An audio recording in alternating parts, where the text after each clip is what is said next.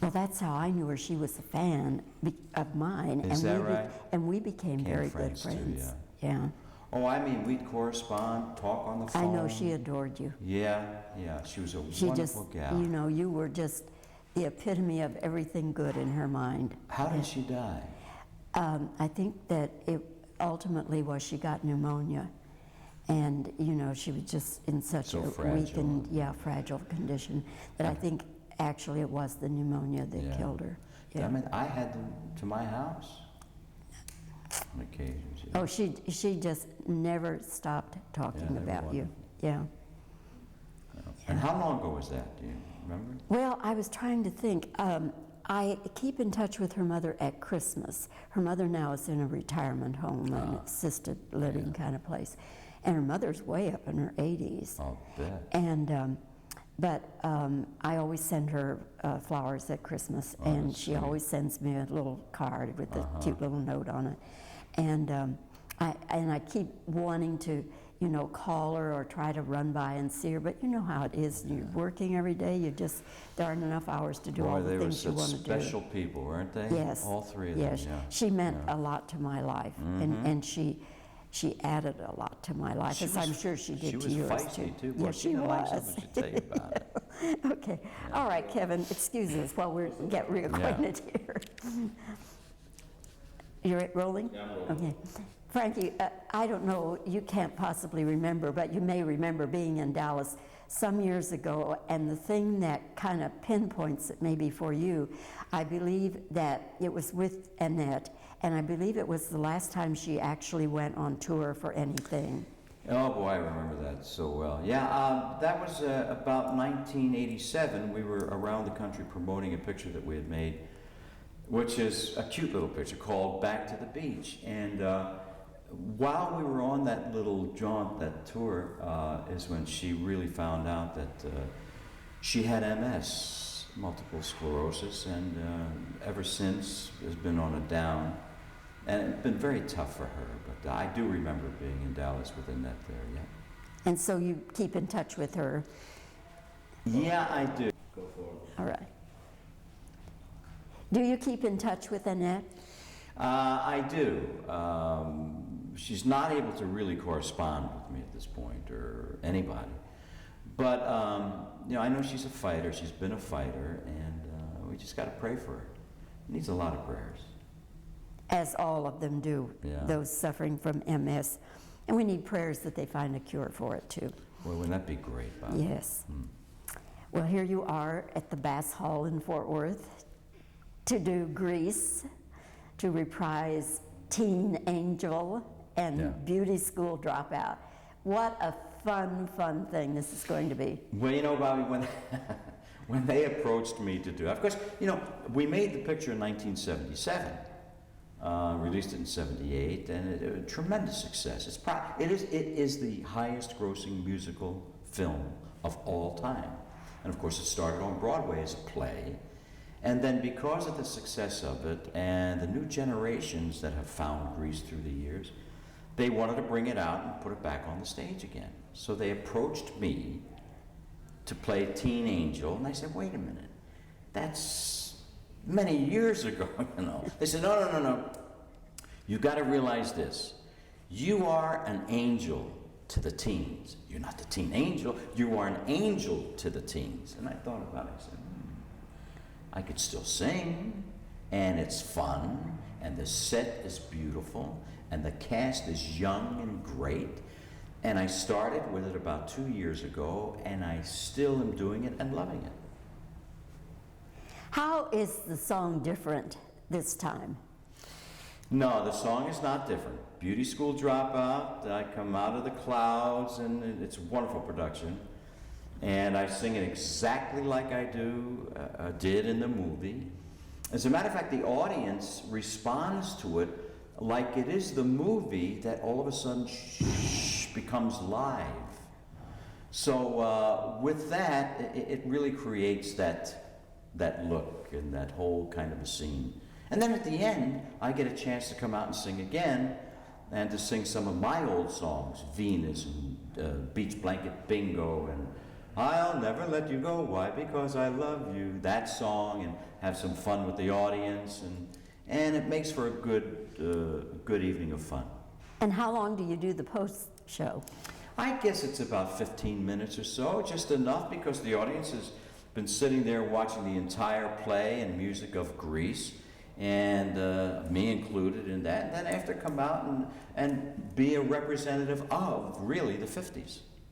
I am so glad you do that, because people would really feel cheated if they only heard the one song. Well, you know, I got to be honest with you.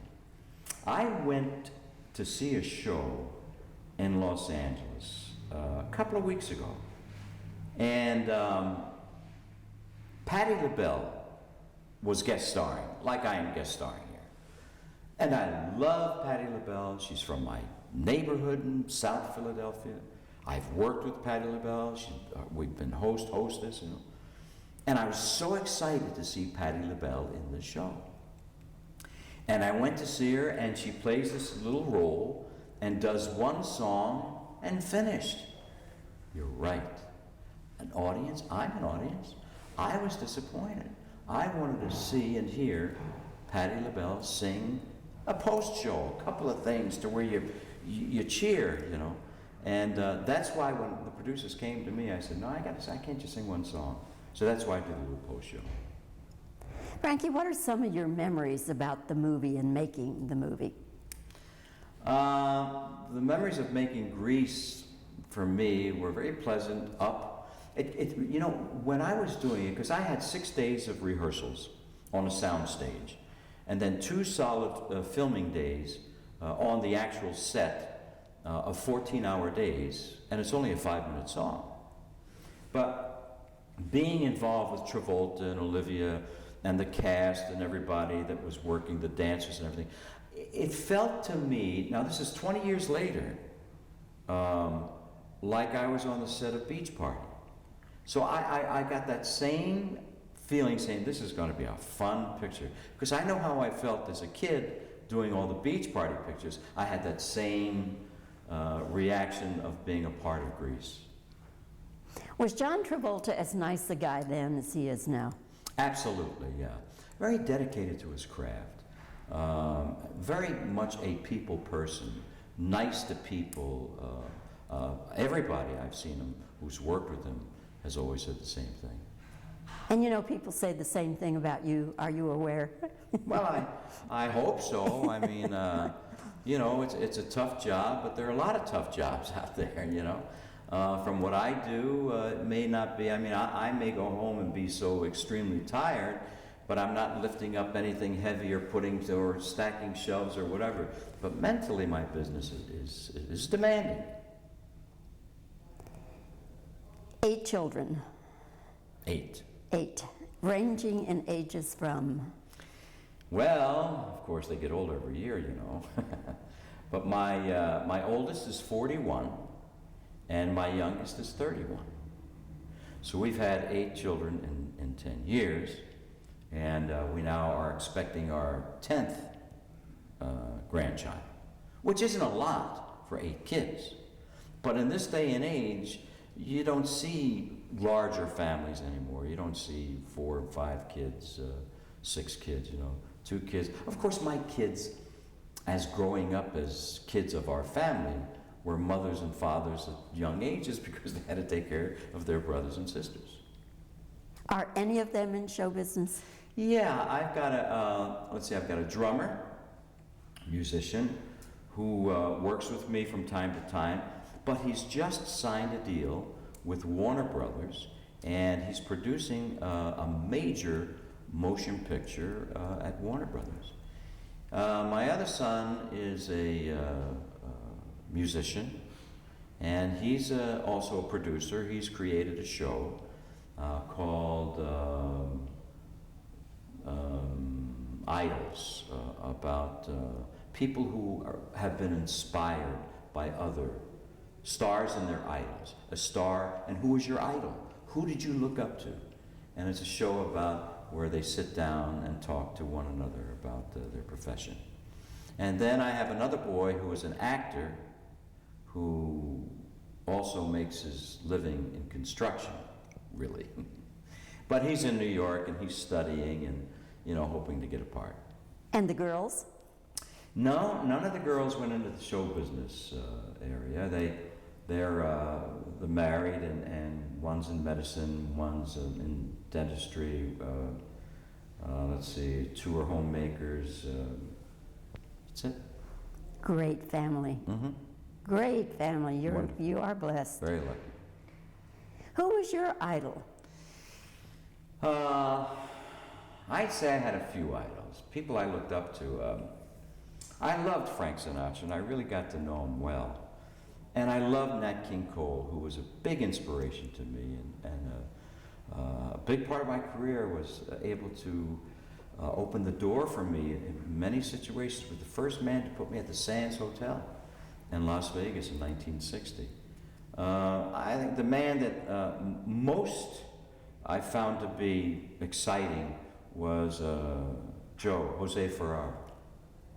I don't know if you ever met him, Bobbie. Yes, quite I did. a man. He was extremely intelligent and knew about everything. And he had that wonderful voice and delivery, and I just would look at him like this with my eyes wide open. You're an avid golfer. Did you ever play with Bing and Bob? Yeah, I did. As a matter of fact, I belonged to the same club, the Bob Hope at Lakeside, and of course hosted a lot of shows with him, made a film with Bob, did the Bob Hope Classic, came in the winnings with that. The Crosby, I played the Crosby for many, many years. I worked with Bing Crosby on television. So I had an experience to work with, I mean, the masters. They were just wonderful. When you look back on your 42 years in the business, does it seem like 42? No, you know, there is a section of it that I really don't remember that much about. You say 42 years, I think it's more than that. Because my first hit was in 1957. And 57, 58, 59, 60, I was considered teenage idol. There was Presley, there was Rick Nelson, myself, and, you know, the screaming kids, and we'd come through Dallas, Fort Worth, and we'd play the arenas and coliseums and have the police around us, you know, like most of the kids today. And that time of my career was kind of a blur because there was so much happening at the time. Then it started to settle when I started making motion pictures. I did a film in Texas here for 5 months in Brackettville with John Wayne called The Avalon. Great experience for me. And then, of course, then I started in 1963. I got married and started having children, started doing beach party pictures. So that's more, I can remember those days. And of course, you know, what do they say? You lose your short-term memory the older you get. What time is it now? The kids in this company of Grease, are they different from the kids that you knew when you did Grease? You know, stage is a wonderful area for a talent to try and start a career. There have always been talented people that come from theater. These kids, they're young. I mean, they're 18, 22, 24 years old, and they are talented because they're triple threats. I mean, they sing, they dance, they act. Some of them are funny. They're comedians. They're very talented people, and there's always going to be a new face, and this is where you find them. You find them where they do a year's tour of Grease, and they get all that experience. And now they go up for a film, and they get in front of producers and directors, and they're solid. They got their feet wet. Nothing like doing it experience, and that's what these kids are doing, and they're wonderful. Do you think that they're better than, than your generation was? Stage people tend to be a little more educated. I mean, they learn their craft a little bit more than maybe just a pop singer. It's difficult for a pop singer today because when I was a kid, you had a circuit which was called a nightclub circuit. and you played the nightclub circuit, and you started in dives, and you started in little joints, and even it started to progress to even Holiday Inns and little hotels and things, and of course that's all gone now. The unfortunate thing with pop singers today, where do they start? I mean, they go right from American Idol into the big time. Well, it takes a lot more time. You gotta really get a lot of experience. Not saying they're not talented. Clarkson, who won, a couple of the other kids who have won are very talented, but it takes a long time to cultivate it. Frankie, I could sit here the rest of the afternoon and talk with you, but your time doesn't permit. Well, thanks, Bobbie. It's always a pleasure talking with you. You look beautiful as ever. Thank you. The Fairmont in Dallas. Oh, yeah. And years later, the woman who was the PR director at the Fairmont was a really good friend of mine. Years later, she finally broke down and told us some of the stuff that they had to agree to. And one thing was that she was on a certain floor, nobody else on that floor, and she would go to the elevator, the service elevator. It had to be all padded in red velvet, and it came down to the level where the show, and no one, including the PR director, Could look at her. Never ever saw her in her room. If anything was delivered to the room, her assistant or maid, Right. whatever, nobody saw her. She started getting ready. The first show was like at around. Strange, I don't know. I think Hope was pretty easy. I knew Bob real well. We were And good Dolores friends. too? Did you Yes, know and Dolores too? Dolores, I Yeah. know. And all of the kids except Tony. I never met Tony. Yeah. Tony was a little backwards, you know. Was he? Yeah. I just never met him. No, wait. Tony was the attorney. Start to answer, and I'll wave you Okay. off. Okay. All right. Frankie, what happened when they first asked you to do Teen Angel? Start. Frankie, what happened when they first asked you to do Teen Angel in the stage production of Grease? Well, I was flabbergasted, and that was it. Okay, good.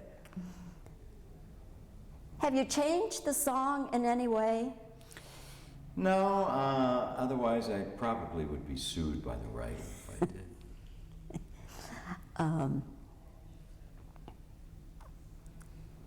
In this post-show, what do you do? Sing the oldies. I sing, I'll never let you go. Why? Because I love you. I think it's marvelous that you do the post-show because people would be so disappointed if you only did one song. True. Well, some people. Depends how old they are, you know.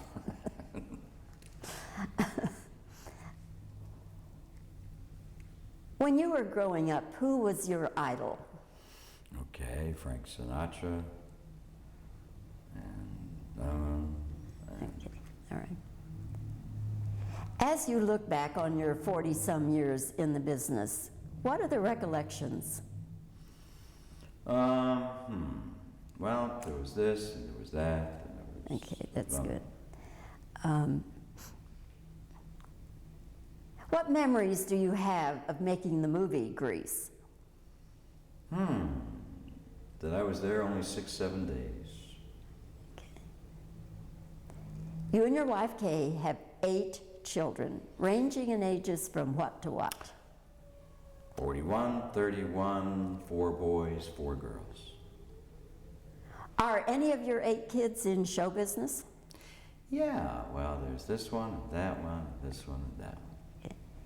And the girls, what about them? Mommies. Yeah. Okay.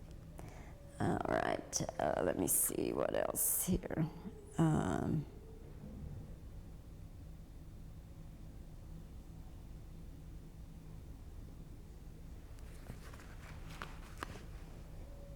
The young people you work with in Greece, are they different from the young people of your generation? No, talent is talent. Okay. All right, I think that'll do it. Great. Yeah. Terrific. Oh, you're